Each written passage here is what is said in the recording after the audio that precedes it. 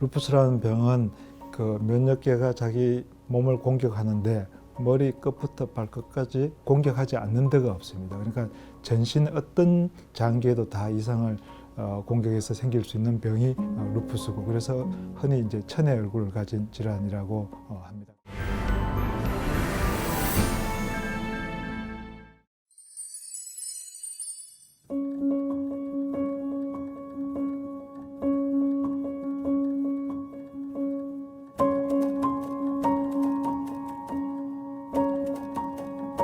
루푸스라는 말이 이제 라틴어로 늑대라는 뜻이거든요. 근데 루푸스 환자에서 얼굴에 홍반이 잘 생기니까 늑대가 얼굴을 이렇게 물어서 생긴 것 같다라고 해서 루푸스라는 병명이 붙었고, 그래서 전신 홍반 루푸스가 이제 정확한 진단명입니다.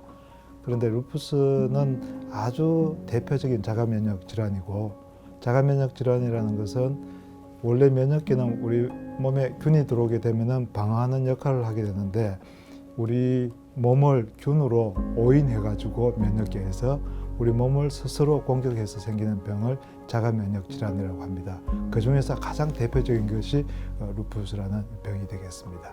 루푸스라는 병은 그 면역계가 자기 몸을 공격하는데 머리 끝부터 발끝까지 공격하지 않는 데가 없습니다. 그러니까 전신 어떤 장기에도 다 이상을 공격해서 생길 수 있는 병이 루푸스고, 그래서 흔히 이제 천의 얼굴을 가진 질환이라고 합니다. 그래서 같은 자가면역 질환이지만은 어떤 자가면역 질환은 특정 장기에만 이상을 주는 게 있고, 루푸스는 그렇지 않고 전신 장기에 다 이상을 주는 그런 질환이 되겠습니다.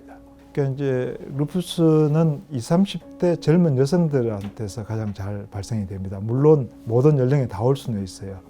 제가 보는 중에 아주 어린애도 발생할 수도 있거든요. 한 10세 미만에 있는 이런 경우에도 이제 발생을 할 수가 있는데, 그러면은 왜 그런 연령에 이렇게 오는가? 그거는 아직은 잘 모르지만은 여성 호르몬, 에스트로겐 같은 성 호르몬이 많이 관여하는 것으로 그렇게 알려져 있습니다.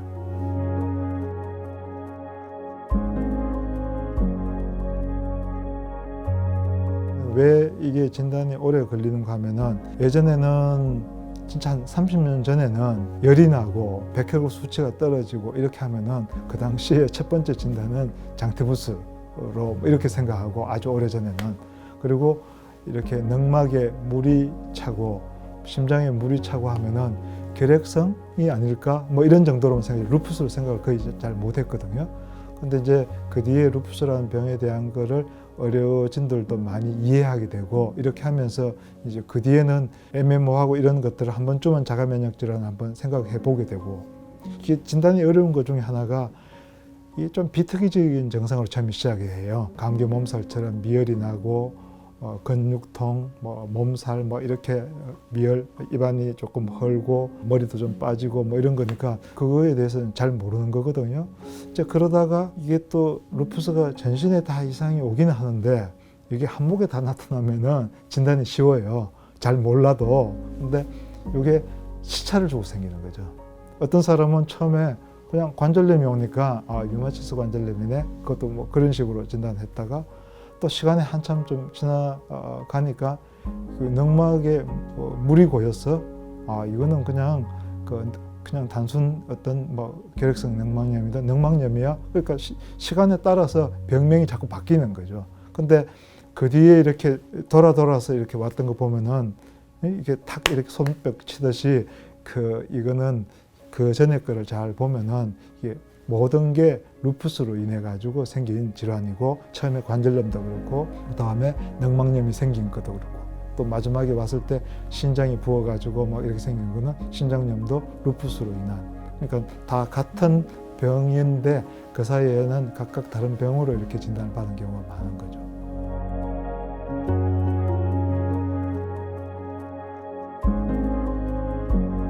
우리가 예방이라는 게 크게 두 가지로 나눌 수 있어요.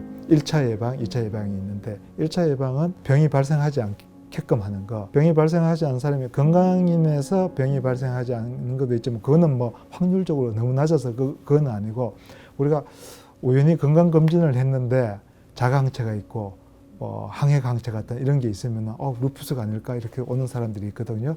그런 사람 중에서 일부가 넘어가요.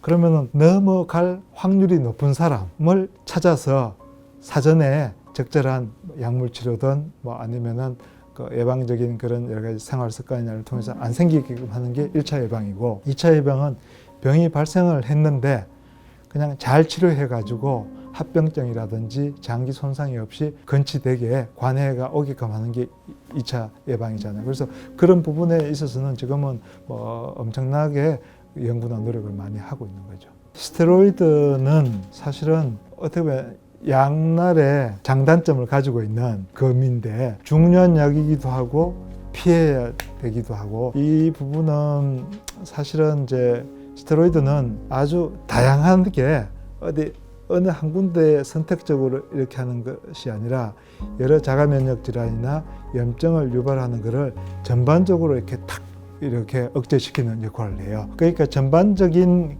우리 몸에 염증을 유발할 수 있는 기전을 하는 그런 세포라든지 이런 것들을 전체적으로 억제를 많이 하니까 아직까지는 스테로이드만큼 적극적인 효과를 나타내는 약은 없어요. 그만큼 사실은 루푸스가 아주 심하고 지금 문제가 있을 때는 B세포 타겟하는 약을 그냥 쓴다고 해서 해결이 안 돼요. 이걸로 일단 잠재워 놓고 난 뒤에 전체적인 거를 그냥 불을 확 끄고 그 다음에 이제 잔불이라든지 중간 불 같은 걸로 해가지고 조절하면서 스테로이드는 빨리빨리 줄여서 사용하지 않는 쪽으로 그렇게 가야 되는 거죠.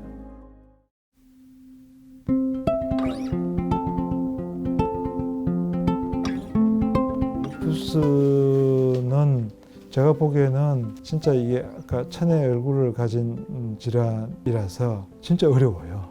저도 오랫동안 이렇게 하지만은 치료에 어떻게 보면은 난이도가 가장 높은 질환 중에 하나. 암이라는 게 사망률이 아주 높고 이렇게 해서 위험한 질환이긴 하지만은 이 부분은 사망률은 그까지 높진 않지만은 치료를 어떻게 잘 하느냐에 따라서 잘 있을 수도 있고 아니면은 아주 나빠져서 진짜 아주 극단적인 사망에 이를 수도 있는 부분도 있고 아니면은 장기 손상으로 해가지고 많이 어려운 부분이 있는데, 그만큼 너무 다양하게 환자도 가벼운 환자부터 심한 환자. 근데 이게 가볍다고 생각을 했는데 심하게 가는 사람이 있고 아주 심한데 의외로 쉽게 잘 조절되는 사람도 있고 예측 불가한 부분들이 상당히 좀 많아요. 그 사이에 이제 경험이 많이 쌓이면서 그런 예측 확률이 훨씬 더 많이 높아졌지만은 여전히 사각지대에 있는 것들이 있어서 이제 그런 부분들을 조금 더 잘 예측할 수 있는 이런 부분에 대한 게 의사의 경험으로 인한 어떤 직관 이런 거 플러스 최근에 어떤 개발되어 있는 여러 가지 방법으로 조금 더 잘 될 수 있고 그런 것들이 좀 보편타당하게 이용될 수 있으면 좋겠다는 거죠. 가벼운 루푸스나 이런 부분은 다 같이 이렇게 잘 볼 수 있어요. 근데 아주 어려운 루푸스 이런 부분은 사실 경험이 많지 않으면 쉽지 않거든요. 이제 그런 거가 잘 되려면은 보편타당한 이렇게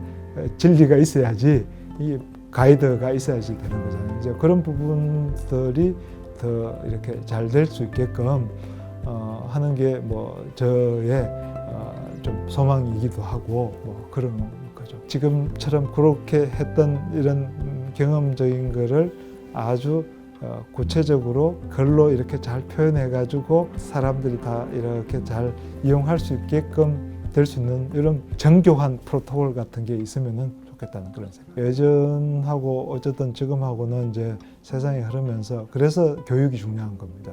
우리가 항상 학교나 이런 데서도 연수 교육하고 또 우리 내에서도 젊은 사람 사람의 생명이 전부 다 유한하잖아요. 그러니까 이거를 자꾸 가르치고 또 그 사람이 또 가르치고 해가지고 그게 자꾸 발전을 해가지고 전체적으로 지금 예를 들면은 병 때문에 지방에서 서울로 이렇게 오고 하지 않습니까? 이제 그런 것도 표준화나 이런 것이 많이 이루어져서 그 의료의 전반적인 질 수준을 올리는 것이 사실은 이제 우리 의료계에서 해야 될 일이고, 저도 오랜 동안 그런 생활을 하면서 후학을 잘 키우고 역량이 있고 소위 영어로 하면 콜링이라 그러잖아요.